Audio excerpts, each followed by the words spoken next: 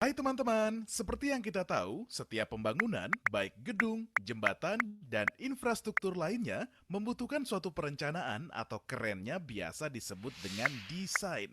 Lalu, apa yang unik dari proses desain yang dilakukan oleh Epic Studio?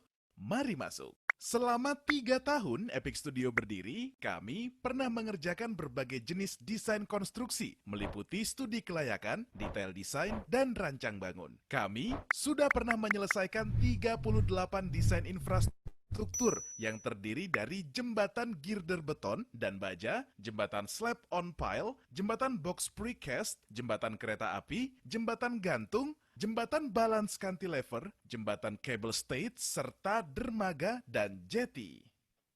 Ada juga proyek desain bangunan seperti rumah, ruko, masjid, pabrik, dan bangunan industri lainnya. Proyek-proyek tersebut dimiliki baik oleh pemerintah, badan usaha milik negara, ataupun swasta. Jadi, kalau teman-teman kerja di salah satu instansi tersebut, bisa dong kita kerjasama. Ketika mendapat pekerjaan, kami akan menyiapkan tim dengan keahlian sesuai kebutuhan proyek tersebut. Kami punya tenaga ahli dan engineer bersertifikat dengan keahlian meliputi geoteknik, struktur, jalan raya, estimator, hidrodinamika, dan oceanografi. Setelah permodelan desain dari engineer dan tim ahli selesai, tahap selanjutnya adalah pembuatan gambar yang dikerjakan oleh drafter-drafter handal. Sebagai informasi, engineer dan drafter kami memiliki 2 sampai 5 tahun pengalaman dalam bidangnya.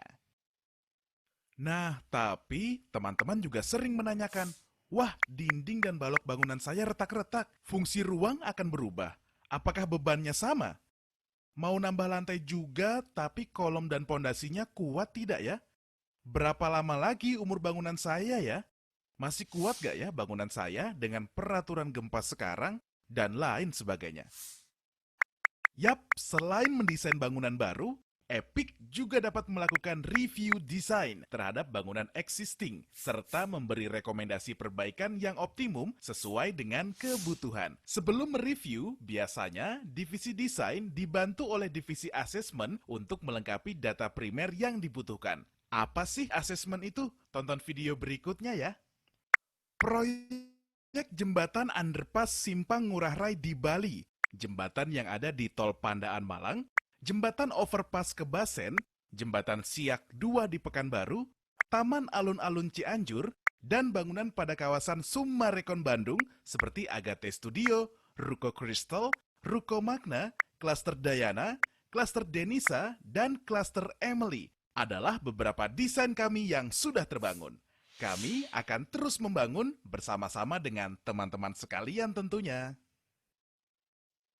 Meskipun terbilang masih baru, Epic amat serius dalam membekali anggotanya dengan berbagai kegiatan yang dapat menambah keilmuan dan wawasan.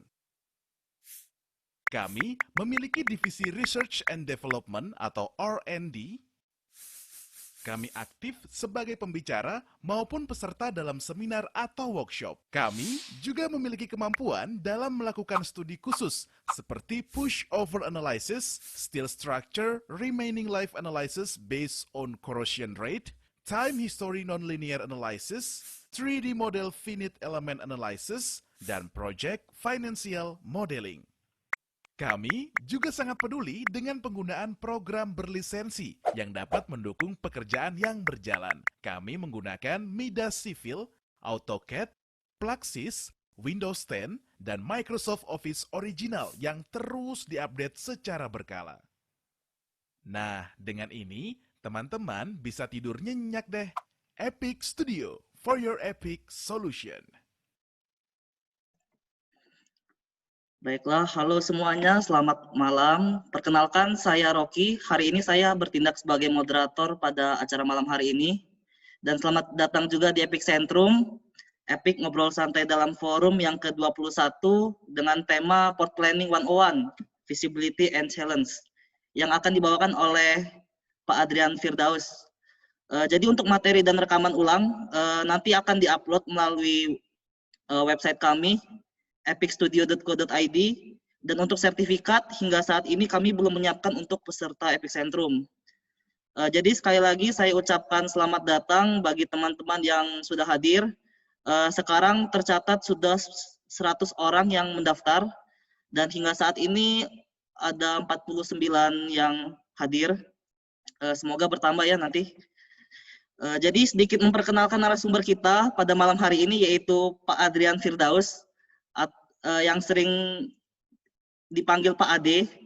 Jadi Pak Ade ini dulu kuliahnya di ITB Teknik Sipil pada tahun 2008 dan lulus pada tahun 2012. Dan pada tahun 2014 melanjutkan studi S2 Teknik Sipil konsentrasi manajemen rekayasa konstruksi di University of Birmingham UK dan lulus pada tahun 2015. Jadi ada beberapa pengalaman proyek Pak Ade. Di tahun 2020 Pak Ade ini terlibat dalam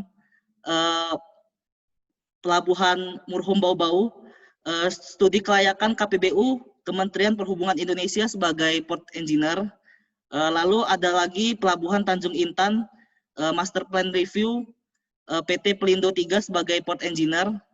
Dan di tahun 2019 Pak Ade terlibat dalam pekerjaan pelabuhan Weda dan Mava, Master Plan Kementerian Perhubungan Indonesia sebagai Port Engineer. Lalu ada pelabuhan Anggrek, Pra-FS KPBU, PT PII Persero sebagai Port Engineer. Pak Ade ini juga aktif loh dalam publikasi ilmiah. Di tahun 2020 ada publikasi ilmiah tentang BIM in Indonesia Knowledge Implementation and Burial Journal of Construction in Developing Countries Forthcoming Issue. Dan juga ada publikasi ilmiah lainnya yaitu evaluasi proyek demand barang dan penumpang pelabuhan di Provinsi Maluku. Untuk aturan mainnya, jadi acara pada malam hari ini akan dibagi beberapa sesi, yaitu sesi pertama, sesi presentasi yang akan disampaikan langsung oleh Pak Ade, dan sesi kedua yaitu sesi tanya jawab, kurang lebih waktunya 1 jam untuk presentasi, lalu 1 jam untuk tanya jawab. Dan bila mana teman-teman sudah mempersiapkan pertanyaan, bisa langsung ditulis di kolom chat, lalu dikirim melalui Epic Studio host. Nanti saya dan Pak Ade akan bacakan untuk didiskusikan lebih lanjut. Jadi Pak, apakah Pak Ade udah terhubung, Pak?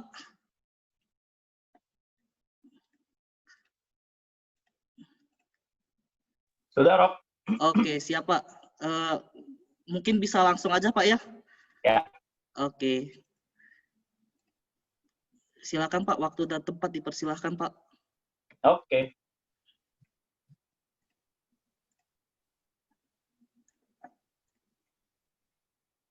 Oke, selamat malam para peserta Epic Centrum. Saya Adrian Firdaus. Saat ini sebenarnya sebagai tenaga pengajar di Pusat Studi Manajemen dan Manajemen Proyek Konstruksi di Unpar, juga sebagai Port Engineer freelance di beberapa proyek pelabuhan di Indonesia. Malam hari ini ingin sharing saja sebenarnya tentang Port Planning 101 gitu ya. Jadi bagaimana sih sebenarnya garis besar perencanaan pelabuhan, dan ini cuma sharing ya karena saya juga masih belajar, masih baru, masih jauh sekali di bidang desain dan perencanaan pelabuhan gitu ya. Cuma mungkin malam ini diberikan kesempatan oleh Epic Studio untuk bisa belajar bersama teman-teman gitu ya.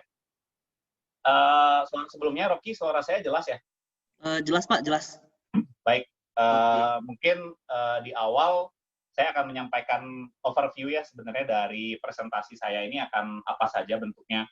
Pertama, mengapa saya memberikan judul Port Planning 101 sebenarnya supaya kalau arahan dari Pak Alto gitu ya sebagai owner dari Epic itu supaya judulnya catchy gitu ya. Jadi diberikan judul yang cukup mengundang orang-orang, karena kalau judulnya seperti skripsi kata Pak Alto nanti nggak ada yang datang gitu. Ya, jadi maka saya coba carilah yang cukup menarik tapi juga tidak menjanjikan janji-janji manis gitu ya. Jadi mungkin kita sama-sama belajar tentang perencanaan pelabuhan ini melalui pendekatan aspek-aspek kelayakan. Jadi misalnya sebelum kita lakukan pelabuhan itu saat direncanakan memang di awal harus ada studi kelayakan. Nah, mengapa saya memilih aspek kelayakan ini sebagai pendekatan saya dalam menjelaskan port planning? Itu karena di dalam aspek-aspek kelayakan itu ada ditinjau semua aspek dari tata ruang sampai nanti keselamatan pelayaran.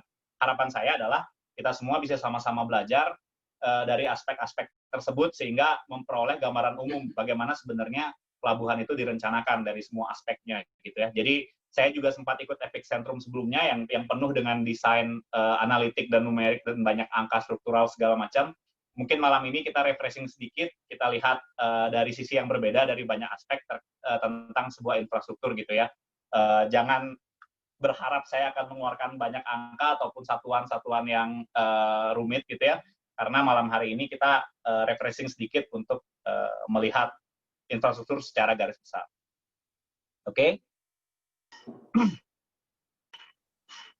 Nah, overview awal ini sebenarnya pendahuluannya adalah seperti biasa kalau kita ngomong pelabuhan, pasti kita harus membicarakan Indonesia sebagai negara maritim ya. Ini berdasarkan website KKP yang tadi baru sore saya ambil tahun 2020 masih Juli, itu negara kita memiliki 17.500 pulau ya, dengan sampai 3,25 juta kilometer persegi lautan.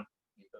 Nah, kolega saya tadi di sini Pak Anto yang sudah sering mendesain pelabuhan dan Pak Rajin ini punya satu pandangan yang cukup menarik mengenai pentingnya infrastruktur pelabuhan gitu ya. Kalau kita punya 17.500 pulau, bagaimana sebenarnya cara supaya semua pulau ini minimal yang berpenghuni ya itu bisa dihubungkan. Nah, pemikiran simpel kami di sini itu cara menghubungkannya adalah dengan dua cara, dengan jembatan atau dengan pelabuhan. Ini pemikiran simpel ya. Silakan di challenge gitu. Pemikiran simpel kami seperti itu. Mungkin kalau jembatan tadi di video yang Pak Alto perlihatkan Epic di awal gitu, Epic banyak sekali mengerjakan jembatan dan tentunya juga sudah paham berapa sih sebenarnya biaya yang dibutuhkan jembatan untuk menghubungkan pulau-pulau ini, gitu ya. Nah mungkin kalau di pandangan kami mungkin pemilihan jembatan akan sangat mahal. Maka untuk menghubungkan pulau itu yang paling efisien solusinya adalah pembangunan pelabuhan sehingga proses transportasi atau perpindahannya kita lakukan lewat laut ya dengan kapal gitu ya. Maka dari situ kita bisa tahu sebenarnya pelabuhan ini sangat penting di negara kita utamanya ya, karena ya itu tadi ada sampai 17.500 pulau yang harus dihubungkan gitu ya. Nah berikutnya by definition kita masuk saja langsung ini dari PP 64 2015 yang merubah PP 61 2009. Pelabuhan adalah tempat yang terdiri atas daratan dan atau perairan dengan batas-batas tertentu sebagai tempat kegiatan pemerintahan dan kegiatan pengusahaan. Jadi mungkin kalau saya baca semua akan sangat boring. Kita ambil beberapa kata kunci saja yang sudah saya highlight. Itu ada kegiatan tempat daratan atau perairan, batas-batas tertentu gitu ya. Terus ada kegiatan pengusahaan, lalu ada tempat kapal bersandar, lalu ada komunitasnya, ada komunitas penumpang, ada barang. Dan juga di sana fasilitas tersebut harus bisa menjamin keselamatan dan keamanan pelayaran sebagai tempat perpindahan intra atau antar moda transportasi. By definition, itu definisi pelabuhan dari undang-undang, dari peraturan pemerintah gitu ya. Lalu berikutnya, dari pelabuhan ini ternyata ada dua jenis, yaitu pelabuhan laut dan pelabuhan sungai atau danau gitu ya. Yang akan kita bahas malam hari ini adalah pelabuhan laut. Nah, pelabuhan laut ini by definition adalah pelabuhan yang melayani angkutan laut dan atau angkutan penyeberangan. Nah, yang terletak di laut atau sungai. Nah, kenapa ada pelabuhan laut tapi terletak di sungai? Mungkin teman-teman pernah jalan-jalan ke Pangkal Balam atau jalan-jalan ke Banjarmasin gitu ya. Jadi pelabuhannya emang sedikit masuk ke sungai. Jadi walaupun hierarkinya adalah pelabuhan laut gitu ya. Makanya di sini di pemerintah juga didefinisikan dia ada sungainya. Lalu yang terakhir ini untuk definisi pelabuhan laut secara hierarki terdiri atas pelabuhan utama, pelabuhan pengumpul, dan pelabuhan pengumpan. Nah, mungkin kalau yang belum terbayang, pelabuhan utama itu contohnya seperti Tanjung Priok, Tanjung Emas, gitu ya. Tadi saya lihat ada Pak Arsena Norega ya dari Pelindo 2, yaitu dia yang bosnya tuh di sana tuh, di Tanjung Priok. Nah, juga ada Pelabuhan Belawan, gitu ya, yang besar dari Pelindo 1, dari Pelindo 4 ada Pelabuhan Makassar, itu pelabuhan utama besar di Indonesia. Lalu ada pelabuhan pengumpul dan pelabuhan pengumpan. Nah, mengapa kita sebut dia hierarki? Karena dia secara secara kronologis dari bawah ke atas itu saling mensupport. Jadi dari pelabuhan pengumpan, antar pelabuhan pengumpan melakukan perpindahan, juga dia mensupport pelabuhan pengumpul, lalu pelabuhan pengumpul mensupport pelabuhan utama. Nah, pelabuhan utama sendiri merupakan gate atau wajah Indonesia untuk berhubungan secara internasional, karena memang pelayaran internasional hanya dilayani dari pelabuhan utama. Berikutnya, kita akan masuk sedikit tentang aspek layakan yang akan saya bahas gitu ya. Nah, bisa kita lihat di pasal 18 ayat 1 itu disebutkan bahwa lokasi pelabuhan ditetapkan oleh menteri berdasarkan permohonan dari pemerintah atau pemerintah daerah. Nah, permohonan ini itu harus memuat sekian banyak dokumen. Salah satunya adalah hasil studi kelayakan. Hasil studi kelayakan ini harus mencakup banyak aspek, teknis, ekonomi, lingkungan, pertumbuhan ekonomi dan perkembangan sosial, keterpaduan antar moda, dan aksesibilitas terhadap interland, keselamatan pelayaran, dan pertahanan keamanan. Kalau kita lihat, bisa dari 8 aspek ini sebenarnya kembali ke definisi pelabuhan tadi. Jadi, hasil studi kelayakan ini harus secara quote-unquote itu menjawab definisi pelabuhan sendiri dari semua aspek kelayakannya. Jadi harus memenuhi. Nah, berikutnya, ini overview yang akan saya pakai dalam pembahasan hari ini. Berdasarkan yang di bawah itu teman-teman bisa lihat, ini ya, keputusan Direktur Jenderal Perhubungan Laut ini, dengan nomor KP 227/DJPL/2019, dalam peraturan ini dia mengatur tentang petunjuk teknis studi kelayakan. Di dalamnya itu ada 5 aspek, yaitu tata ruang, teknis, ekonomi finansial, lingkungan, dan keselamatan pelayaran, yang menjawab peraturan yang sebelum ini kita bahas, gitu ya. Jadi approach dari penyampaian materi saya malam ini itu mengikuti peraturan yang saya lingkarin merah di bawah.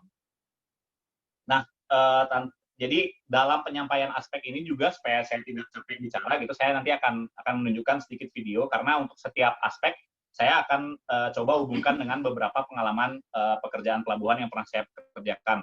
Memang tidak semuanya FS, tapi saya akan coba hubungkan pelabuhan tersebut, data-data yang saya miliki, untuk menjawab aspek dalam kelayakannya. Intinya adalah supaya kita bisa sama-sama belajar seperti apa sih sebenarnya perencanaan pelabuhan itu gitu ya secara umum. Oke, kita akan masuk ke aspek pertama. Aspek pertama adalah aspek tata ruang. Di dalam aspek tata ruang ini ada 5 sub-aspek. Jadi kita harus meninjau beberapa dokumen gitu ya. Yang pertama itu Rencana Induk Pelabuhan Nasional atau RIPN. Yang kedua itu Rencana Zonasi Wilayah Pesisir dan Pulau-Pulau Kecil atau RZWP 3K. Yang ketiga, kita harus meninjau rencana tata ruang wilayah provinsi atau RT/RW provinsi. Yang keempat, kita harus meninjau RT/RW kabupaten atau kota dan tatralog. Dan yang kelima, kita harus meninjau ketersediaan prastudi kelayakan. Jadi sebelum studi kelayakan ini dilakukan, kita harus tinjau apakah prastudi kelayakannya sudah dilakukan gitu ya.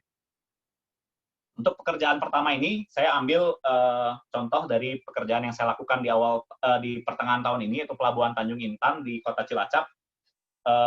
Mungkin kita bisa sama-sama nonton videonya sebentar, di mana kira-kira pelabuhan itu gitu ya. Rocky, videonya jelas ya Rocky ya? Jelas Pak, jelas. Oke, nah sebenarnya Pelabuhan Tanjung Intan ini sendiri, itu kalau lihat di video itu terletak di Kota Cilacap gitu ya.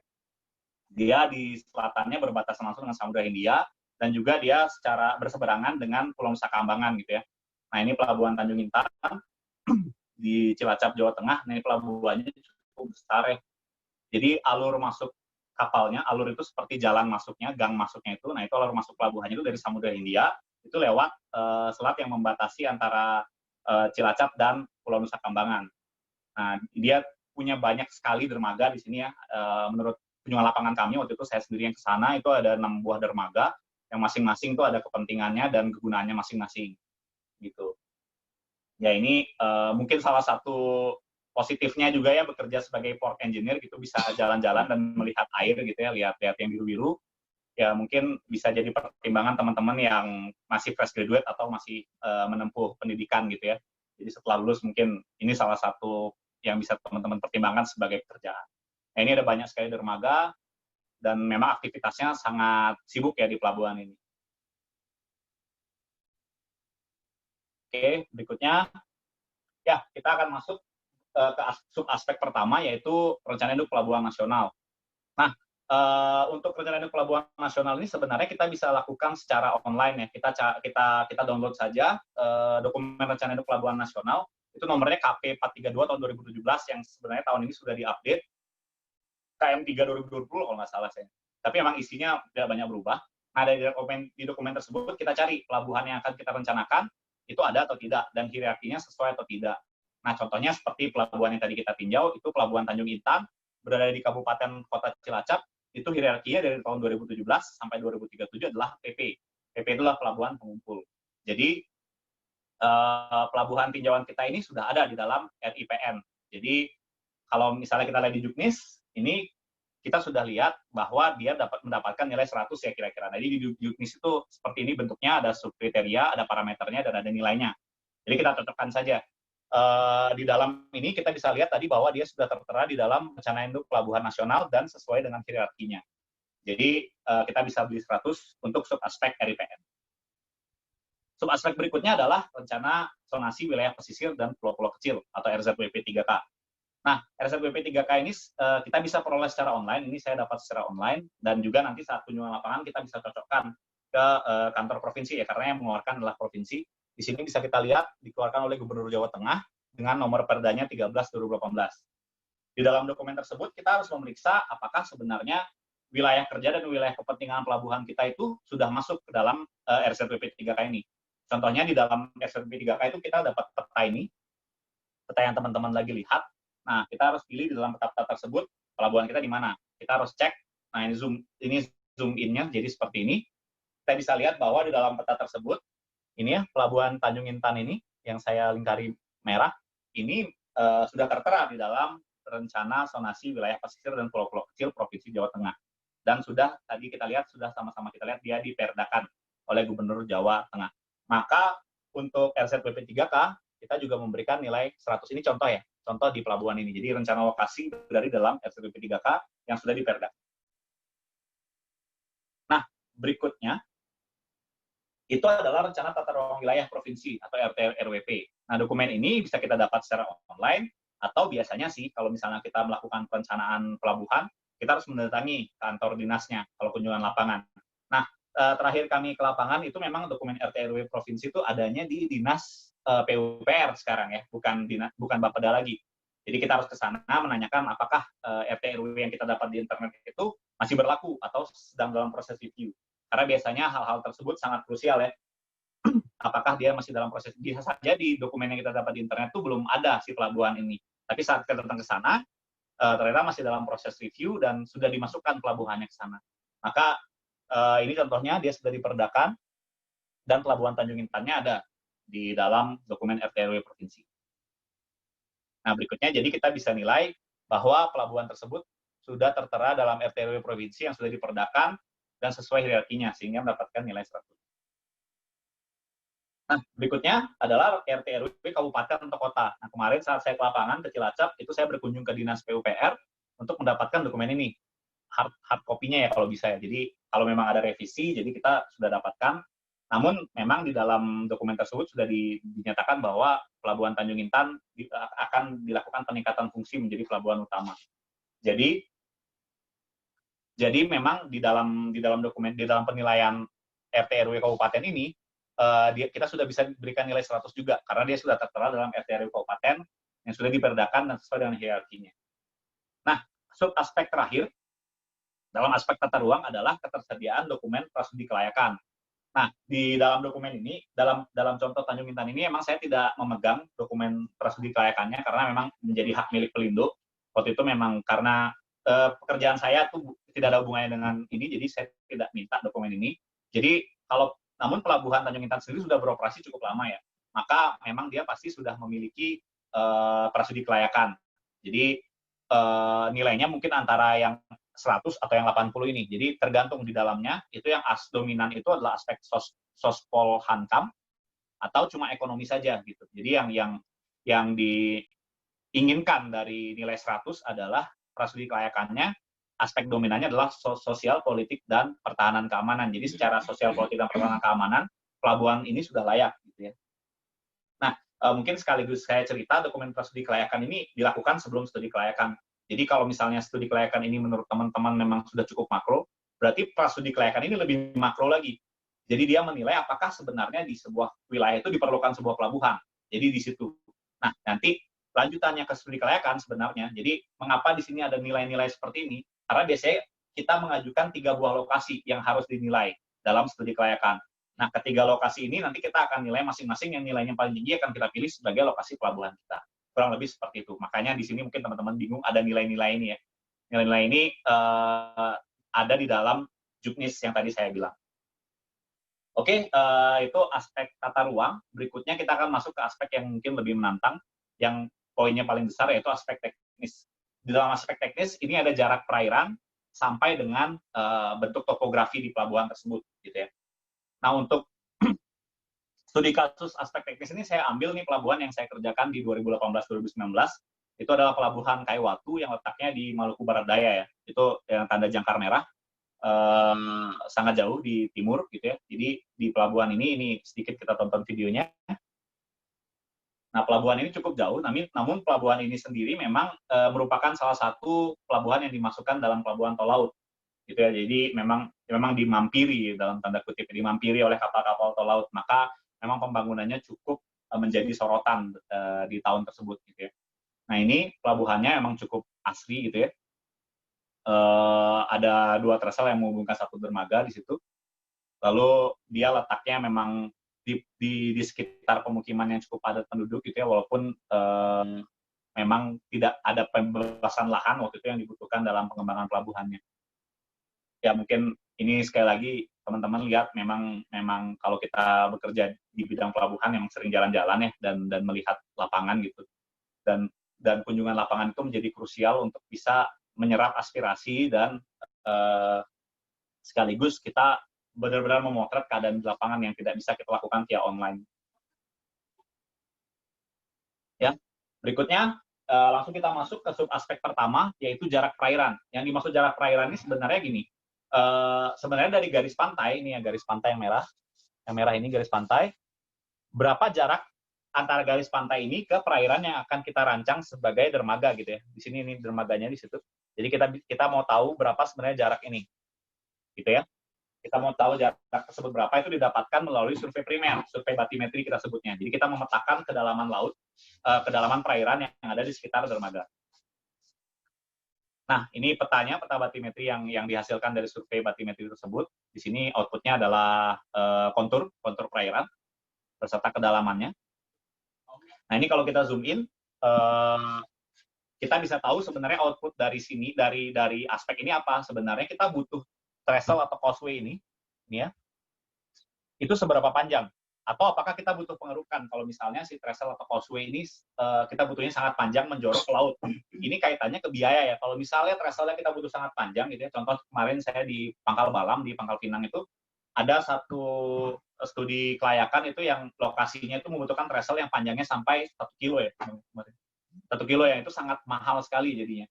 Atau misalnya kita mundurkan dermaganya dekat dengan garis pantai, tapi kita keruk. Nah, teman-teman mungkin sudah kebayang ya, pengerukan itu sangat mahal sekali per meter kubiknya ya, biaya pengerukan gitu ya, dan belum lagi dia harus diulang keruk lagi setiap tahun gitu mungkin. Jadi makanya jarak perairan ini cukup krusial karena kaitannya nanti ke berapa biaya yang harus kita keluarkan untuk membangun struktur perairan, struktur ininya ya, struktur dermaganya beserta penghubungnya entah trestle atau causeway. Maka untuk jarak kurang dari 100 meter, dia akan mendapatkan nilai 100. Untuk jarak 100 sampai 500, dia mendapatkan nilai 70. Nah, pelabuhan ini sendiri itu jaraknya sekitar 120 ya, 120 meter, maka cuma dapat nilai 70, kurang lebih seperti itu. Nah, berikutnya, yang dinilai adalah aksesibilitas. Jadi, apakah sudah ada akses menuju pelabuhan tersebut? Jadi, kalau kita mau merancang pelabuhan, kita lihat dulu. Ini foto-fotonya, ternyata memang jalan akses utama sudah tersedia, namun ada yang jalan akses yang melalui pemukiman, dan ada rencana pembangunan jalan baru ini ya. Kenapa? Karena memang ada jalan yang putus di sana. Ada jalan yang belum terhubung gitu ya. Nah, tentunya ini tarikannya adalah ke apakah pelabuhan kita bisa diakses sesuai dengan judul subaspeknya, sangat literal. Apakah bisa diakses? Nah, si pelabuhan ini jalan-jalan yang menuju ke sana harus sebaiknya sudah dapat dilalui kendaraan dan sudah ada perkerasan di sana ya. Dan di sini penilaiannya adalah dari sudah memiliki jalan akses, sudah perkerasan, cukup 2 atau lebih kendaraan roda 4. Kurang lebih penilaiannya seperti itu. Nah, di sini teman-teman harus benar-benar ke lapangan untuk melihat kondisi jalannya seperti apa. Karena kalau misalnya jalan aksesnya belum tersedia, maka nanti biaya pembangunannya itu akan gemuk di jalan aksesnya, gitu ya.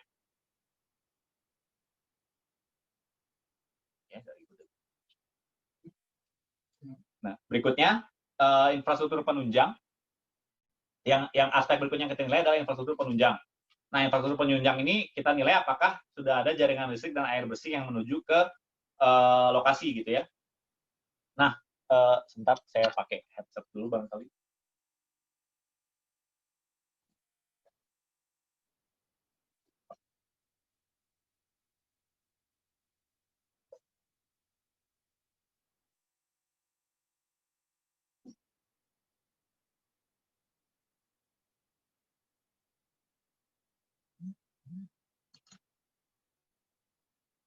Suara saya jelas ya?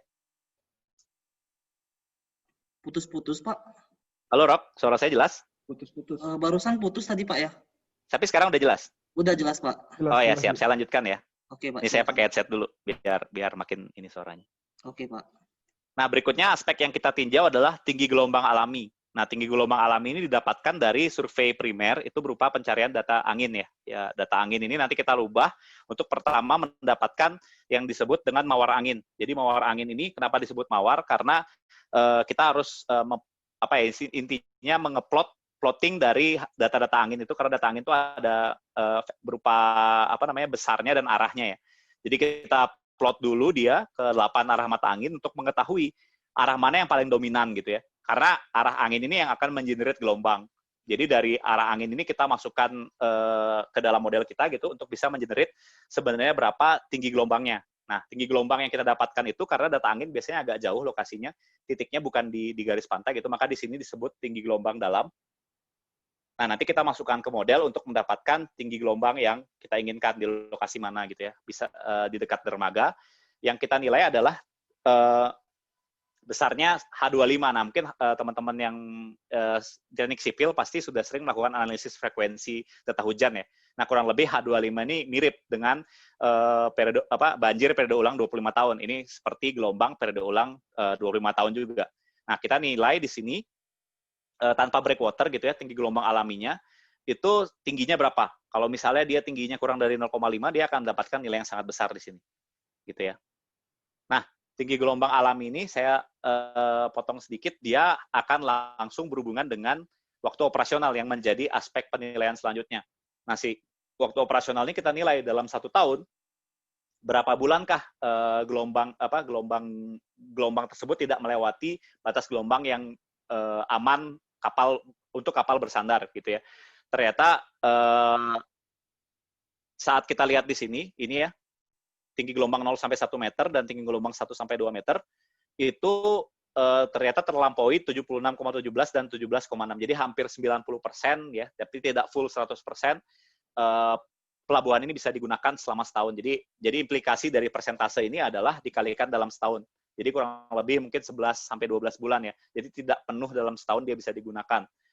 Nah, itu langsung dinilai dalam aspek kelayakannya, yaitu waktu operasional dalam 1 tahun.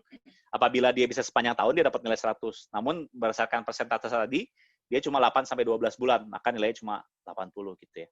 Nah, mungkin permodelan gelombang tadi itu dipelajari oleh teman-teman dari teknik kelautan ya. Jadi memang kalau kita membuat FS pelabuhan itu teman-teman dari teknik kelautan akan membuat model hidrodinamika yang isinya data angin lalu mengenerate gelombang, dan nanti juga kita masukkan arus nanti ada satu aspek arus juga. Nah, arusnya nanti kita lakukan survei primer untuk mengambil titik-titik di sekitar pelabuhan untuk mengetahui berapa sebenarnya arusnya. Nah, berikutnya yang tidak kalah penting adalah sedimentasi. Dalam pengerjaan dokumen studi kelayakan, itu kita diharuskan untuk melakukan survei sedimen layang.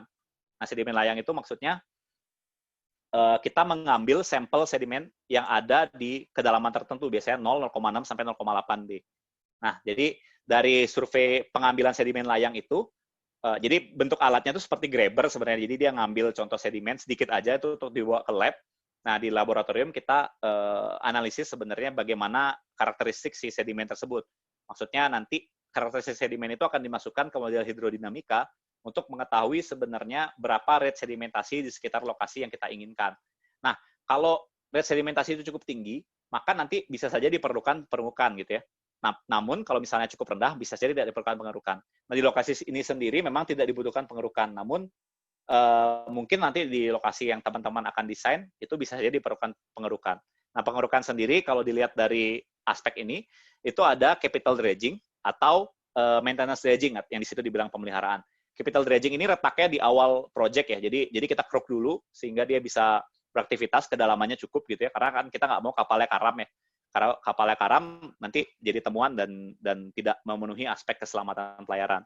Nah, si capital dredging ini biasanya bisa saja disertai maintenance dredging atau tidak gitu. Maintenance dredging ini artinya setiap tahun kita masih harus keruk lagi karena rate sedimentasinya ini cukup besar gitu ya. Kalau rate sedimentasinya besar, artinya tiap tahun harus kita keruk. Nah, itu biaya lagi nanti ya. Jadi kalau biaya pengerukannya sangat besar, artinya kelayakan si pelabuhan ini harus kita perhatikan ya, karena butuh biaya yang sangat besar. Aspek berikutnya adalah arus nih yang saya bicarakan tadi. Ini arusnya, ini proses surveinya gitu ya, dia diambil di 0,2D, 0,6D, dan 0,8D gitu ya. Jadi arusnya ini berkaitan dengan pertama keselamatan pelayaran, karena nanti kaitannya dengan kapal itu berani sandar atau tidak. Lalu berikutnya juga dia akan jadi beban lingkungan ke struktur dermaga kita gitu ya. Jadi environmental load gitu ya. Jadi nanti dari proses hidrodinamika akan memodelkan berapa sebenarnya horizontal load yang didapatkan dari arus. Jadi kalau arusnya kurang dari 1 meter, kita bisa berikan nilai yang cukup besar ke dalam pelabuhan ini gitu ya. Nah, berikutnya adalah pasang surut. Nah, ini salah satu survei yang mungkin kalau teman-teman pernah lihat, kita pakai papan Pascal namanya. Jadi papannya ini nanti kita pasang dan ada yang nungguin nanti di depan dermaga biasanya. Nah, per jam nanti dicatat dia naiknya berapa, ketinggiannya di depan dermaga, sehingga kita mendapatkan yang sebelah kiri ini parameter pasang surut dari perairan di depan dermaga kita ya. Jadi beberapa parameternya yang paling biasa dipakai adalah highest water spring. Jadi karena pasang surut ini periode ulangnya 18,6 tahun, jadi highest water spring ini adalah ketinggian air yang cuma terjadi sekali, yang paling tinggi terjadi sekali dalam 18,6 tahun. Lawannya adalah lowest water spring, LWS. Nah, biasanya dijadikan datum nih, LWS nih, jadi nolnya di sana. Nah, lowest water spring ini terendah yang terjadi sekali dalam 18,6 tahun itu. Nah, pengurangan HWS dan LWS, ini pengurangan HWS dan LWS, ini kita dapatkan sebagai tunggang pasang surutnya. Nah, tunggang pasang surutnya ini 3 meter ya, itu memang angka yang menurut pengalaman kami itu cukup umum untuk ditemukan di Indonesia Timur. Jadi dari Maluku ke Papua itu biasanya 3-4 meter memang pasang surutnya. Nah, kemana ya tarikan pasang surut ini? Tarikan pasang surut ini sebenarnya ke nanti desain elevasi dermaga. Karena kita tidak mau dermaga kita tenggelam saat tertentu kan.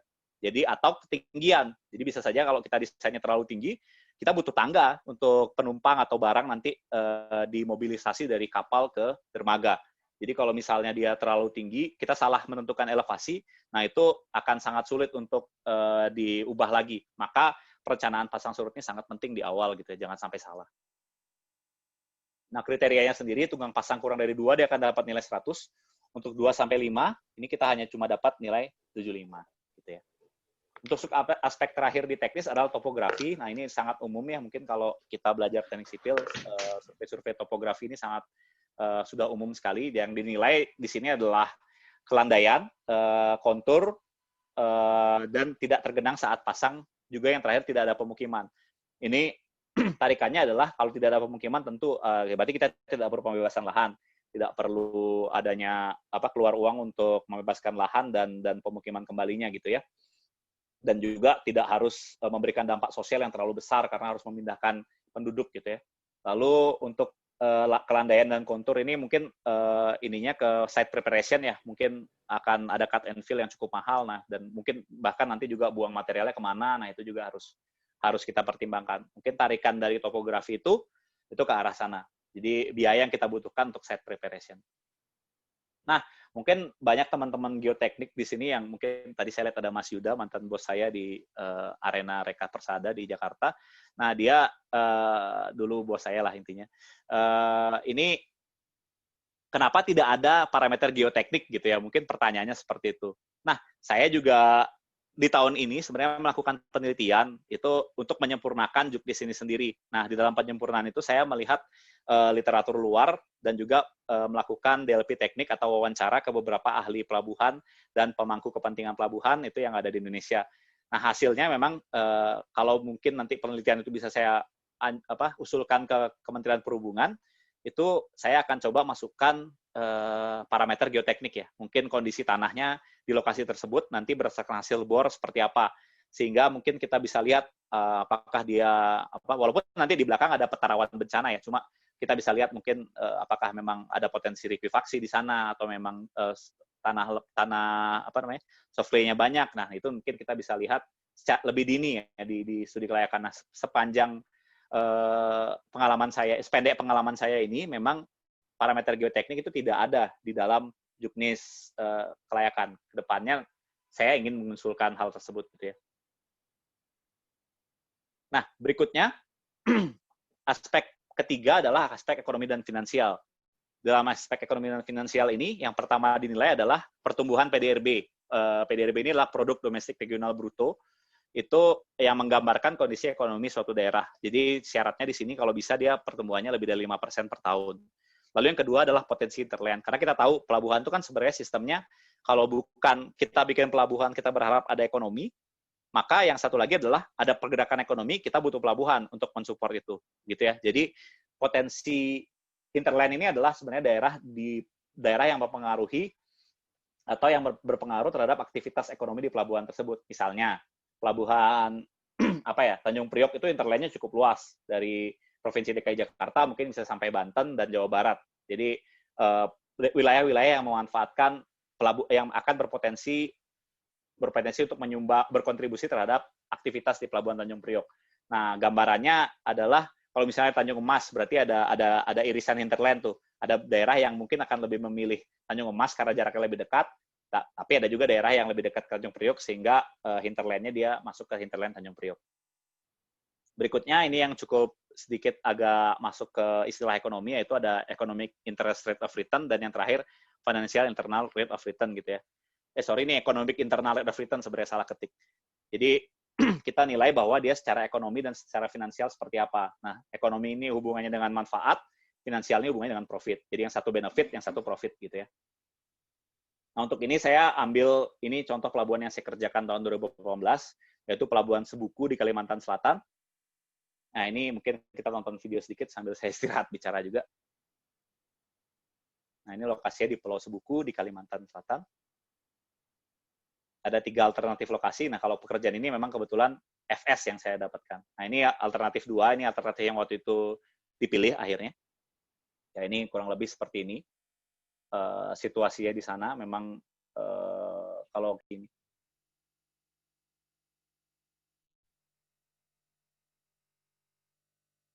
Nah, ini tinjau dari laut ke darat. Memang aktivitas di sekitar sana itu masih tidak ada ya, jadi memang cuma hutan. Dan bisa dilihat mungkin konturnya cukup tidak landai ya, maksudnya terjal gitu ya. Nah, itu menjadi salah satu pertimbangan. Namun memang jalan aksesnya sudah mulai dibangun.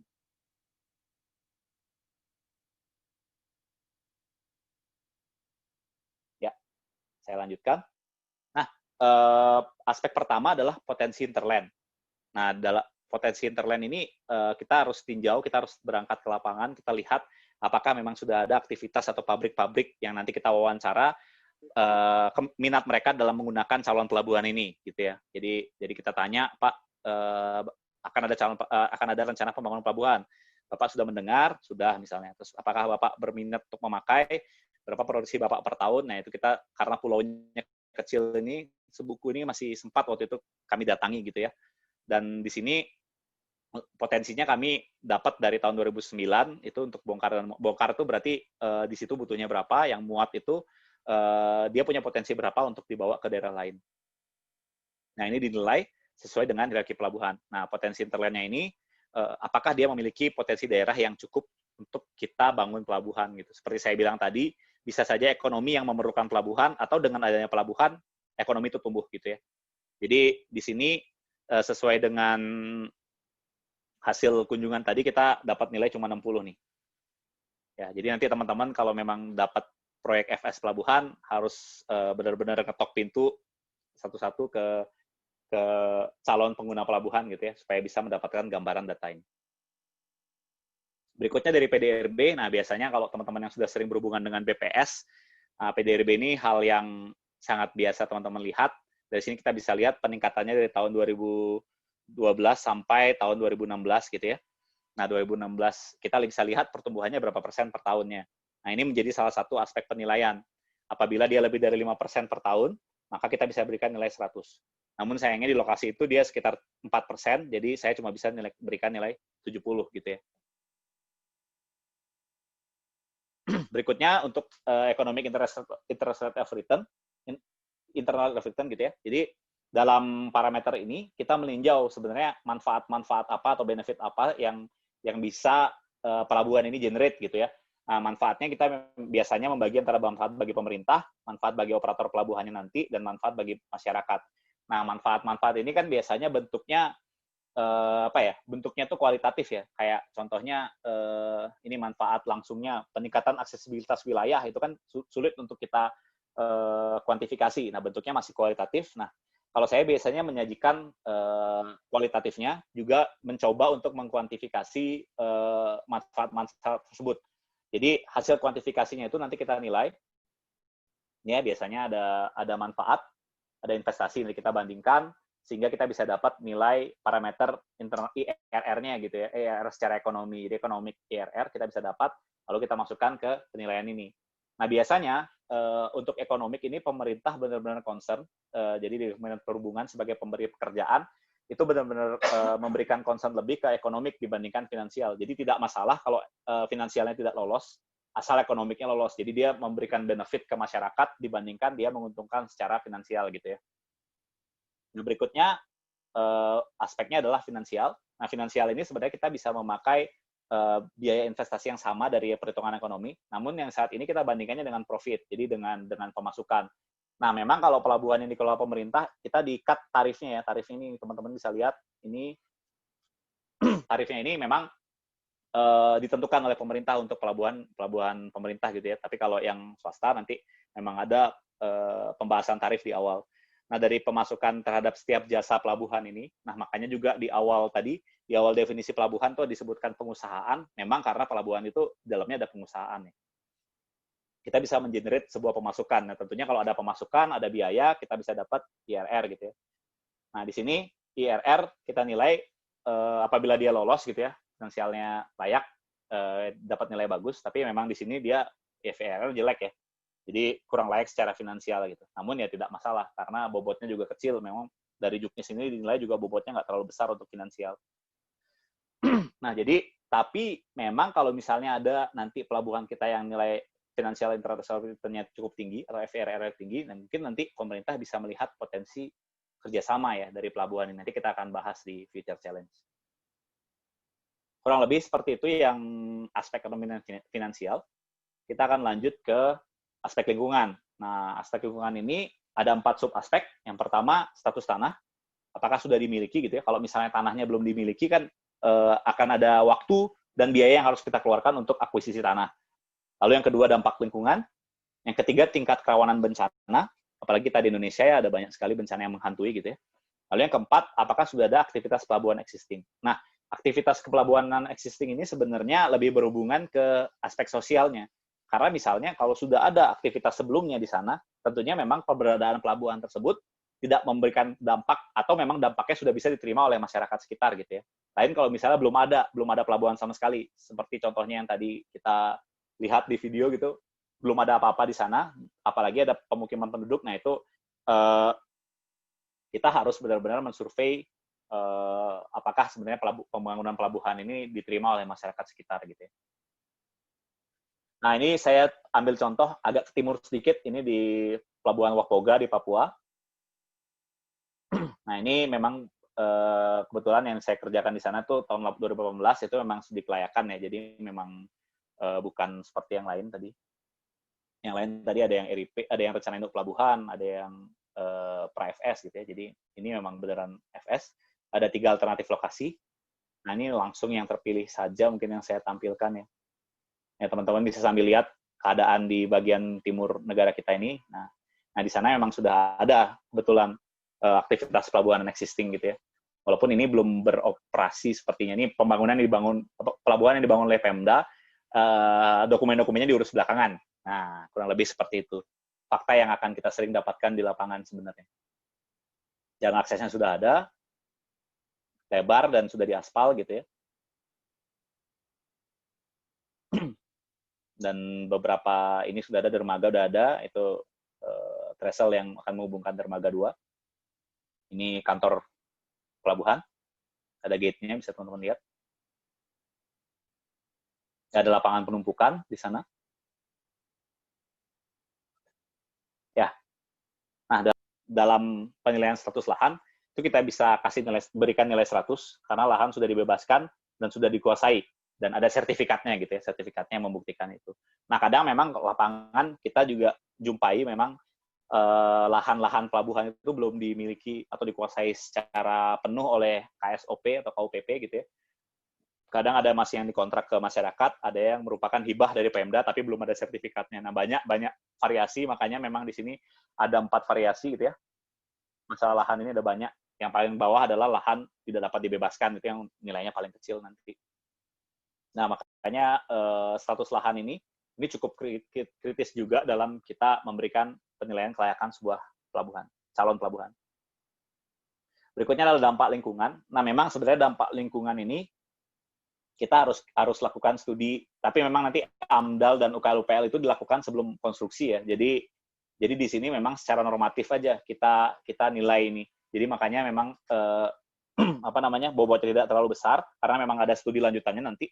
Dan di sini parameternya cukup general gitu ya. Pembangunan diperkirakan tidak berdampak terhadap lingkungan. Yang kedua berdampak penting. Yang ketiga berdampak penting dan tidak dapat dilakukan mitigasi. Nah, biasanya sih kalau misalnya di pelabuhan tersebut pertama kita harus lakukan pembangunan dari nol, misalnya jalan akses gitu ya, harus membabat hutan, nah itu udah pasti akan memberikan dampak penting ya. Nggak mungkin kita bisa berikan nilai 100 gitu. Atau misalnya ada pengerukan yang harus kita lakukan, nah itu udah pasti akan merusak biota laut yang ada di sekitar lokasi pengerukan itu. Nah, di situ kita tidak bisa berikan nilai 100 di sini gitu ya.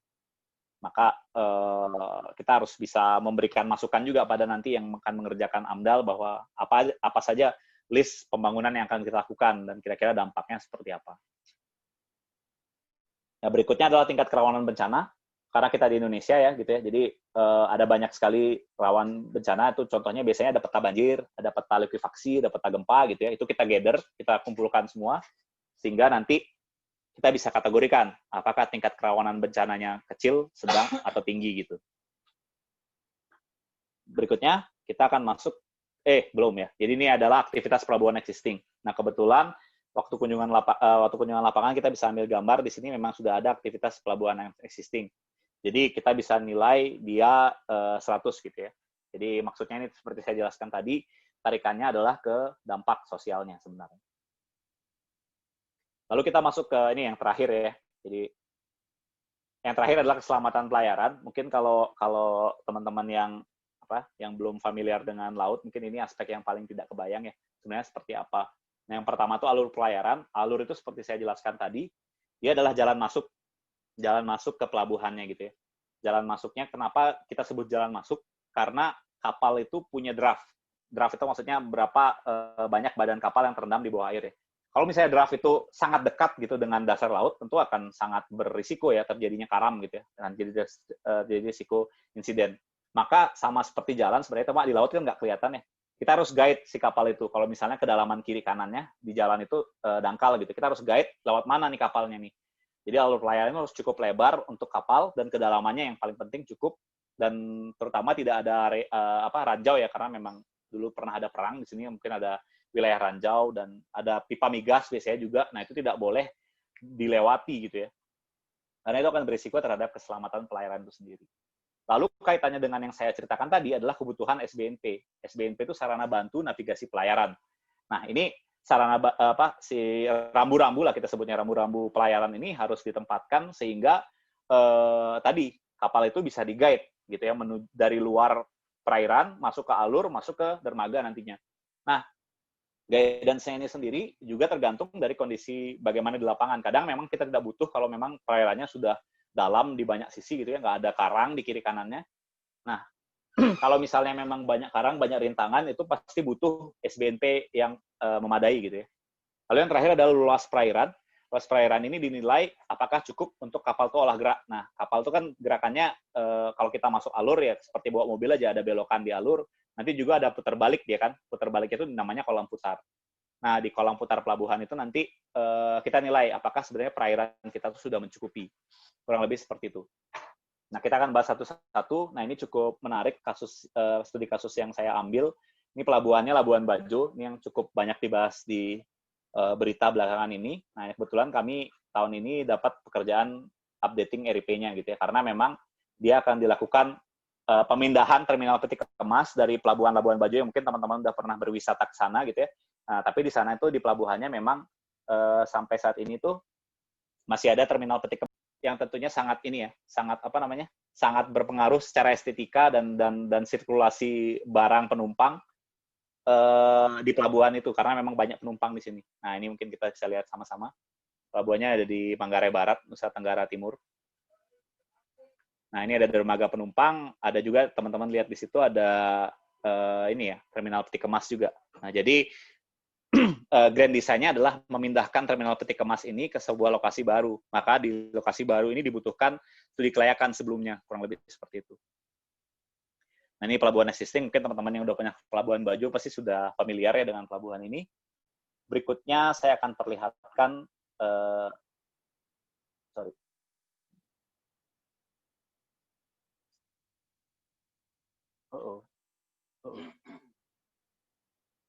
Nah, berikutnya saya akan perlihatkan lokasinya, lokasi namanya Y Kelambu ya, yang akan menjadi lokasi tempat pemindahan terminal peti kemas itu.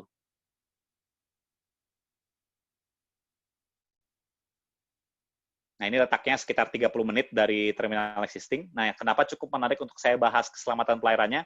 Karena di lokasi itu ada banyak sekali, apa ya, kita sebutnya gosong, biasanya gosong tuh karang gitu ya, perairan yang dangkal gitu, yang menghalangi kapal itu, yang membuat kapal itu harus banyak ininya ya, banyak manuvernya gitu untuk masuk ke pelabuhannya nanti. Nah, ini lokasi yang ini. Kebetulan kalau teman-teman cari di internet pasti sudah berlangsung pembangunannya nih, udah ada trestle sekarang di sana.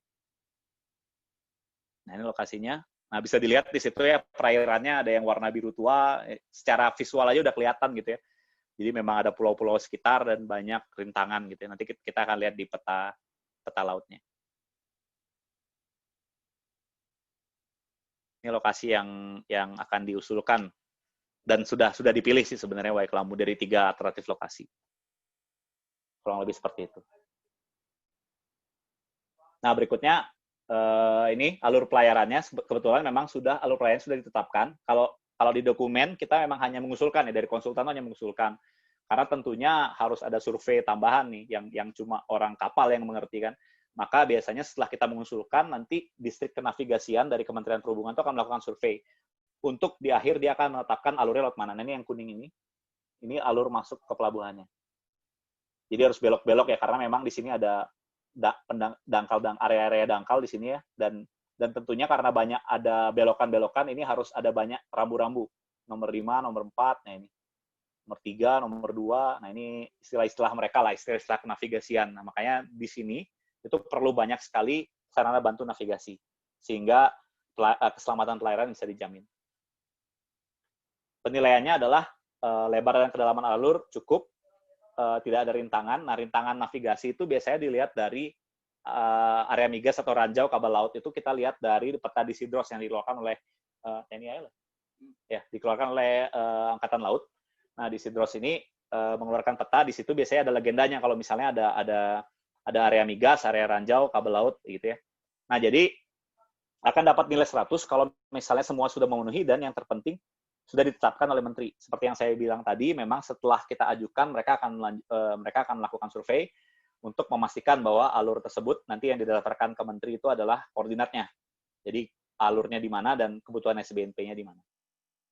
Nah, ini kaitannya dengan berikutnya, kebutuhan SBNP-nya. Peta yang sama tadi, itu dari Dinas Kenavigasian, itu akan mengeluarkan rencana kebutuhan SBNP ini. Jadi berserta koordinatnya dan bentuknya apa gitu ya. Jenisnya seperti apa, bentuknya seperti apa. Koordinatnya di mana. Nah, karena memang ini pelabuhan baru, tentunya kita harus memberikan nilai dia belum tersedia SBNP, jadi nilainya rendah. Gitu ya. Yang terakhir, dari semua aspek adalah luas perairan untuk olah gerak kapal. Nah, seperti yang saya sudah katakan tadi, olah gerak kapal itu adalah manuver yang dilakukan oleh kapal. Ini mungkin di sini, dan nanti di sini ada ini ya, kolam putar. Nah, di sini nanti kapalnya akan putar untuk nanti keluar lagi. Olah gerak ini kita tentukan berdasarkan survei batimetri yang sudah kita lakukan. Jadi kedalamannya cukup, lebarnya cukup, gitu ya. Begitu juga yang dinilai di aspek kelayakan di sini. Jadi luas perairan cukup tersedia, terlindung dan memenuhi syarat untuk olah gerak kapal. Nah, kedalaman, keamanan dan keselamatan. terlindung ini maksudnya gelombang yang ada di lokasi tempat dia bermanuver itu dia gelombangnya tidak terlalu tinggi.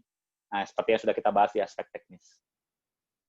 Nah, kurang lebih itu semua si aspek kelayakan mudah-mudahan bisa memberikan teman-teman gambaran mengenai apa saja sih faktor-faktor yang harus kita perhatikan dalam perencanaan pelabuhan. Nah, tadi kan teman-teman sudah lihat ada nilai ya. Nah, bisa saja sebenarnya kalau memang daerah itu butuh ada pelabuhan, walaupun nilai dia kurang dari 8, ya standar passing grade-nya itu 80 ya. Jadi kalau nilai semuanya itu kurang dari 80, nah kita data nih, tujuannya FS itu sebenarnya mendata outstanding issues-nya apa saja. Jadi bagian-bagian mana saja yang masih bisa kita boost supaya nilainya naik gitu ya. Misalnya, contohnya kalau yang tadi yang Labuan Bajo tadi, kan SBNP belum tersedia. Nah, tapi kalau sudah dilakukan studi, nanti kan pasti akan disediakan SBNP dan sesuai jumlahnya gitu ya, mencukupi. Jadi nilainya akan naik gitu misalnya. Lalu belum ditetapkan menteri, nah kita bisa lakukan penetapan menteri sehingga nilainya naik. Nah, misalnya belum ada utilitas jaringan jaringan listrik atau air bersih, nah kita bisa boost, kita hubungi kita koordinasi dengan PLN atau PDAM setempat, nah kita bisa atur nanti aksesnya utilitas itu supaya bisa menuju pelabuhan. Belum ada jalan akses, nah biasanya kita cari data di PUPR, apakah memang ada rencana pembangunan jalan ke sana, nah itu bisa kita masukkan untuk memboost nilainya. Gitu ya kurang lebih. Nah, nanti di ujung kita akan keluar set of recommendation, jadi apa saja yang kita harus lakukan supaya pelabuhan ini benar-benar bisa dibangun. Nah, memang syarat di sana kalau memang tidak dipenuhi, nah itu tidak bisa kita lanjutkan. Gitu. Nah, berikutnya ini sebenarnya hanya pelengkap saja dari Pak Alto kemarin minta saya untuk coba tolong sharing future challenge-nya apa sebenarnya di pelabuhan. Nah, future challenge di pelabuhan Indonesia ini dari kacamata saya dulu ya, karena pasti banyak sekali yang mungkin kaitannya dengan green port gitu ya. Ini kebetulan ada Bu Mia Wimala tadi dari Teknik Sipil Unpar, ahli konstruksi hijau atau green construction untuk bergabung. Nah, mungkin kedepannya memang ada tantangan di sana ya. Pelabuhan Indonesia baru satu aja yang dengan didengung-dengungkan memenuhi konsep green port, terminal Teluk Lambung di Surabaya gitu ya. Sisanya masih sebatas memiliki sertifikat ISO 14001 gitu ya. Nah, sisanya belum gitu. Nah, tapi karena bukan keahlian saya di bidang itu, jadi kacamata future challenge di mata saya cukup berbeda. Nah, ini kembali lagi tadi slide paling awal yang saya sajikan, itu kita punya 17.000 pulau dan sekian juta lautan gitu ya. Semuanya harus terhubung. Semua pulau yang berpenghuni terutama harus bisa kita akses gitu. Pilihannya adalah dengan pelabuhan. Nah, bayangkan saja berapa banyak daerah gitu ya. Saya karena kebetulan terjun di bidang ini, jadi sering jalan-jalan ke timur lah yang sering lihat bahwa di sana listrik belum ada, pelabuhannya juga masih aut-autan gitu ya, jadi masih harus APBN masih harus mensupport pelabuhan-pelabuhan tersebut gitu ya. Nah, future challenge yang saya highlight adalah itu ya. Saya tidak ingin future challenge sharing saya ini dibawa ke ranah politik karena memang ini kaitannya dengan adanya opsi kalau pelabuhan tersebut tadi secara finansial dia menguntungkan, pemerintah punya opsi untuk mengerjasamakan pelabuhan itu dengan badan usaha atau yang disebut kerjasama pemerintah dengan badan usaha atau KPBU. Nah, kalau misalnya pemerintah mengerjasamakan, jadi nanti bisa di-share pengadaan aset pelabuhan di sana itu dengan swasta dan ujungnya nanti akan dikembalikan. Nah, sekali lagi saya wanti-wanti untuk tidak dibawa ke ranah politik karena ini dari kacamata saya hanya kalau misalnya ada berapa pelabuhan yang pemerintah bisa kerjasamakan dengan swasta, berarti ada dana yang bisa diirit. Dana yang diirit itu bisa dipakai untuk membangun pelabuhan lain yang membutuhkan dana secepat mungkin, gitu ya. Kurang lebih seperti itu. Saya sekali lagi mohon jangan dibawa ke arah politik. Nah, seperti ini overview KPBU di Indonesia, gitu ya. Itu secara konvensional, itu pemerintah memang wajib untuk melayani masyarakat. Nah, di dalam penyediaan infrastruktur itu, ada pembentukan aset oleh pemerintah, lalu dilanjutkan dengan pelayanan masyarakat. Nah, KPBU ini sendiri itu paradigm shifting gitu ya, ke arah pemerintah itu menyediakan infrastrukturnya melalui proses kerjasama KPBU dengan swasta, yang nanti di akhir aset itu akan dikembalikan ke pemerintah gitu ya. Jadi bukan nanti akan diambil oleh swasta selamanya, tidak. Yang ujungnya akan dilakukan pelayanan masyarakat tetap. Dengan manfaat-manfaatnya. Nah, di perjanjian KPBU itu kita bisa atur yang disebut service level agreement. Di dalam perjanjiannya kita sebut minimal pelabuhan tersebut harus ini. Nah, disitulah upaya kita untuk mengontrol nanti swasta itu ruang geraknya seperti apa ya. Jadi nggak bisa ujuk-ujuk nanti dimanfaatkan untuk apa misalnya si pelabuhannya gitu ya. Jadi kita bikin guidelines-nya dalam mereka mengoperasikan pelabuhan tersebut. Nah, mengapa saya ini regulasi KPBU ya nih, sorry, yang Permen PPN 4 2015 sekarang udah diganti jadi 2 2020. Nah, ini soalnya presentasinya saya ambil dari Bappenas gitu. Ini regulasinya yang mengatur di pertama yang paling atas tuh Perpres 38 2015, turunan-turunannya ada Permen PPN 2 2020 dan seterusnya sampai bawah gitu ya. Intinya subjek kerjasamanya adalah pemerintah dan badan usaha. Nah, pemerintah ini bisa menteri, kepala lembaga, kepala daerah, atau BUMN, BUMD. Badan usaha ini bisa BUMD, BUMD, badan usaha asing, perseroan terbatas, atau koperasi. Nah, objeknya itu adalah infrastruktur ekonomi dan sosial. Jadi 19 jenis infrastruktur itu dari transportasi jalan, sumber daya air, pelabuhan, kereta api, dan segala macam. Sampai telekomunikasi, karena KPBU yang sudah jalan tuh palaparing ya, itu pengadaan kabel internet ya, untuk menyambung internet ke wilayah timur gitu. Nah, lalu kontribusi pemerintah di dalam proyek ini adalah pembiayaan sebagian KPBU, atau bentuknya dukungan pemerintah atau jaminan gitu ya, karena mungkin nanti ke depannya ada risiko-risiko yang akan dihadapi oleh pihak swastanya, jadi pemerintah memberikan jaminan terhadap beberapa risiko, misalnya contoh risiko politik, atau risiko yang bisa dihandle pemerintah gitu. Nah, pengembaliannya ini, pengembaliannya ada dua, lewat tarif user charge, atau yang kedua disebut ketersediaan layanan, atau value payment gitu ya. Lalu yang terakhir, tahapannya itu dari tahapan perencanaan, penyiapan, dan transaksi. Nah, pengalaman tadi yang dibacakan oleh Pak Rocky di depan, itu kebetulan saya pernah terlibat di tahap perencanaan, tahap penyiapan, dan tahap transaksi. Jadi memang sedihnya, tapi memang pelabuhan ini belum ada yang goal KPBU-nya. Makanya itu saya sebut challenge gitu ya. Mungkin ke depannya bisa goal. Ini tahapan-tahapannya, mungkin teman-teman bisa lihat kalau saya jelaskan satu-satu cukup rumit. Nah, ini skema KPBU sebutnya solicited ya, jadi yang diprakarsai oleh pemerintah. Jadi dari perencanaan, penyiapan, transaksi, konstruksi, dan nanti masa konsesi. Di akhir selesai masa konsesi, aset yang dibangun akan diserahkan kembali ke pemerintah. Nah, ini kenapa saya bilang future challenge, karena sependek pengalaman dan pengetahuan saya itu sudah ada sekitar 7 pelabuhan yang masuk rencana KPBU. Itu dari yang paling barat, itu ada Pelabuhan Pangkal Balam, lalu ada Pelabuhan Patimban di Jawa Barat, ada Pelabuhan Anggrek di Sulawesi Utara, Sulawesi Selatan ada Garongkong, lalu ada Pelabuhan Bau-Bau, dan ada Pelabuhan Kaimana di Papua, juga ada Dobo ya di Maluku. Jadi memang mengapa saya mengkategorikan sebagai challenge ya, memang belum ada proyek KPBU yang goal gitu ya. Baru KPBU pelabuhan yang goal itu belum ada. Mungkin itu bisa jadi sebuah challenge gitu ya ke depan. Tapi untuk menutup semuanya ini tolong tidak, lagi-lagi saya bawa ini tidak dihubungkan dengan politik. Ya, mungkin itu presentasi singkat saya. Mohon maaf kalau misalnya ada kesalahan kata. Kita belajar bersama. Mari kita